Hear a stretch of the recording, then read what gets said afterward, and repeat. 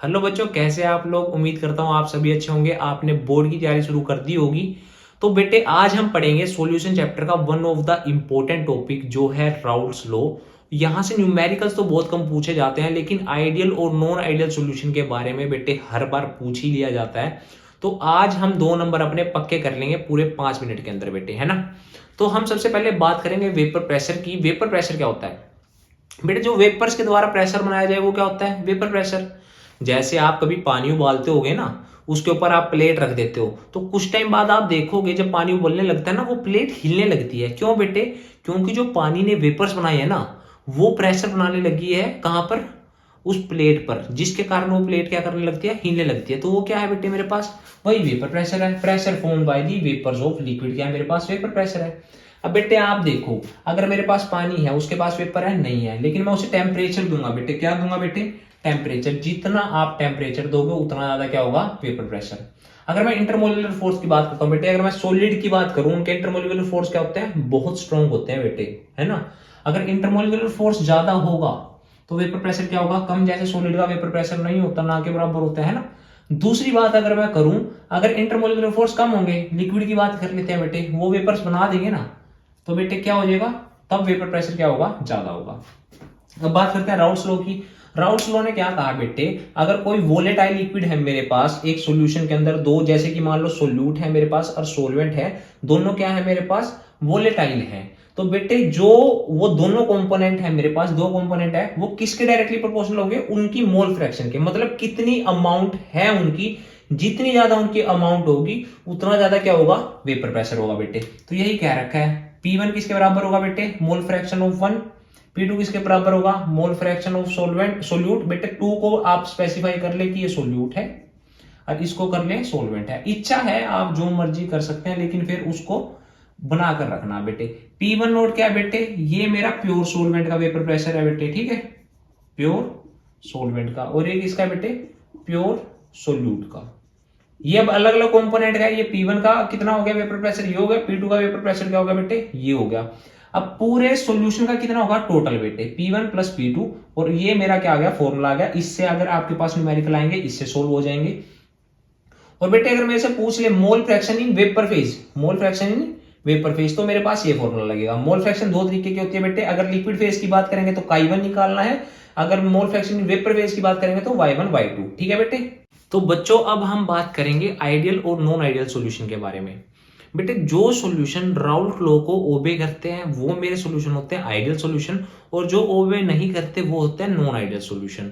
लेकिन अब हम बात करेंगे कि क्यों आखिर बेटे सॉल्यूशन जो होते हैं चेंज हो जाते हैं आइडियल और नॉन आइडियल।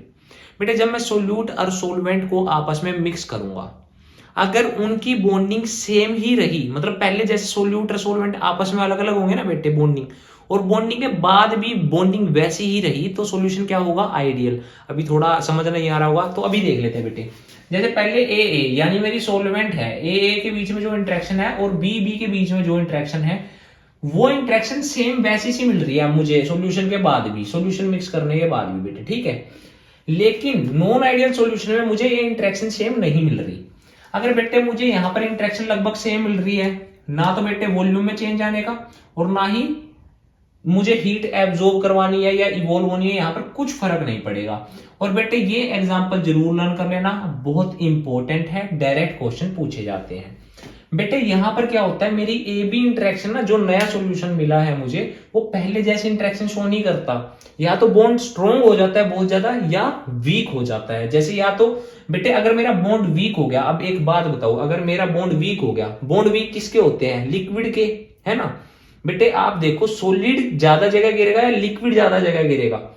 बेटे लिक्विड ज्यादा जगह घेरता है। मैं और बॉन्ड अगर वीक कर दूं तो बेटे गैसेस बन जाएंगी, गैस और ज्यादा स्पेस घेरती है। तो बेटे जितना बॉन्ड वीक होगा उतनी ज्यादा वो वॉल्यूम को घेरेगा, तो वॉल्यूम क्या हो जाएगी उसकी? पॉजिटिव हो जाएगी, ज्यादा हो जाएगी जी, है ना, पहले से क्या हो जाएगी? ज्यादा हो जाएगी। और डेल्टा एच मिक्सिंग भी क्या हो जाएगी बेटे? ज्यादा हो जाएगी। अब बेटे बॉन्ड हो गया स्ट्रॉन्ग, मतलब अगर पहले लिक्विड जैसा था कुछ, अब बॉन्ड और स्ट्रॉन्ग हो गया, अब सॉलिड सा बन गया। बेटे सॉलिड जो होते हैं ना, वो कम वॉल्यूम कम स्पेस ऑक्यूपाई करते हैं, तो उसकी वॉल्यूम क्या हो जाएगी बेटे? पहले से क्या हो जाएगी? कम हो जाएगी। पहले जीरो थी, अब क्या होगी बेटे? नेगेटिव में चलेगी ना। और ऐसे ही डेल्टा एच भी क्या हो जाएगा मेरा, नेगेटिव चला जाएगा। बेटे ये एग्जाम्पल जरूर रन करना, डायरेक्ट क्वेश्चन पूछे जाते हैं और one of the important example है बोर्ड वालों का ये जरूर लर्न कर लेना बेटे। अब मैं इन पर क्वेश्चन भी बता दूंगा आपको किस हिसाब से आते हैं, एक बार अगर आप स्क्रीनशॉट लेना चाहते हैं तो ले सकते हैं। तो बच्चों अब हम बात करेंगे ideal and non ideal solution के ग्राफ के बारे में, जो अपने आप में बहुत इंपॉर्टेंस रखता है बेटे, ठीक है। अब मैंने क्या मान लिया बेटे, ये मैं एक ग्राफ बना रहा हूं, जो मेरी mole fraction of first component है बेटे, एक ही यहाँ पे पूरा का पूरा क्या है मेरे पास, सिर्फ एक ही कंपोनेंट मान रखा है मैंने कि सारा का सारा क्या है मेरा, सिर्फ एक ही कंपोनेंट है। उस टाइम जो उसका वेपर प्रेशर होगा वो उसका हाईएस्ट वेपर प्रेशर होगा बेटे, है ना। अब मैं क्या कर रहा हूं, जैसे जैसे आगे जाते जा रहा हूं, मैं जो पहले वाला मेरा कंपोनेंट है उसकी अमाउंट क्या करते जा रहा हूं, कम करते जा रहा हूं। तो बेटे राउल्ट्स लॉ ने यही तो कहा है, जितनी ज्यादा अमाउंट होगी उतना ज्यादा वेपर प्रेशर, और जितनी कम होगी ऐसे कम होता रहेगा वेपर प्रेशर। तो फर्स्ट कंपोनेंट का ऐसे वेपर प्रेशर क्या होता जा रहा है, कम होता जा रहा है। जो मेरा कंपोनेंट सेकंड है, यहाँ पे उसकी वैल्यू कितनी थी, 0, लेकिन अब मैं उसकी वैल्यू क्या करने लगा हूँ, बढ़ाने लगा हूँ। तो ऐसे ऐसे मेरा उसका वेपर प्रेशर क्या करने लगा है, बढ़ने लगा है। तो बेटे ये जो मेरा ग्राफ है, जो ये मेरा वेपर प्रेशर है, ये किसका है, पीए का, और जो ये मेरा है प्रेशर वो किसका है, पीबी का, और ये मेरा प्रेशर है टोटल। बेटे अब मैं बात करता हूं पॉजिटिव डेविएशन के बारे में। अगर मैं पॉजिटिव डेविएशन का ग्राफ बनाना चाहूं यहां पर, तो पॉजिटिव डेविएशन में क्या होता है बेटे, सब कुछ बढ़ने लगता है, तो वेपर प्रेशर भी क्या होएगा, बढ़ने लगेगा बेटे। तो कुछ ऐसा सा ग्राफ बना देंगे बेटे हम, है ना, सारी चीजों को बढ़ाते हुए दिखा देंगे। ये वाला पॉइंट भी बढ़ जाएगा, ये वाला प्रेशर भी बढ़ता जाएगा ऐसे, है ना, और ये वाला प्रेशर भी क्या होगा, ऐसे बढ़ता हुआ जाएगा, और खत्म तो बेटे वहीं पे 0 पे आके होगा, है ना। तो बेटे ये क्या हो गया, मेरा ग्राफ हो गया मेरा किसका, पॉजिटिव डेविएशन का। अगर मैं नेगेटिव डेविएशन का बनाना चाहूं, सेम ग्राफ बनाना है बेटे, बस क्या करना है, ये नेगेटिव थोड़ा नीचे की तरफ जाने लगेगा बस, है ना। ये मेरा क्या हो जाएगा, नेगेटिव डेविएशन का ग्राफ हो जाएगा। ये मेरा किसका ग्राफ हो जाएगा बेटे, नेगेटिव डेविएशन का ग्राफ हो जाएगा। बस बेटे यही था। उम्मीद करता हूं आपको ये वीडियो पसंद आएगी, और अगर आप मुझे जो भी वीडियो कमेंट करके कहेंगे कि आप इसके ऊपर बना दो सर, आपको वेरी नेक्स्ट डे वो वीडियो आपके फीड में मिल जाएगी। धन्यवाद। अगर वीडियो पसंद आए तो लाइक करना, शेयर करना, नहीं पसंद आए तो बेटे पढ़ाई करो और कहीं से पढ़ लो, लेकिन पढ़ो, फिलहाल आपके पास समय कम है।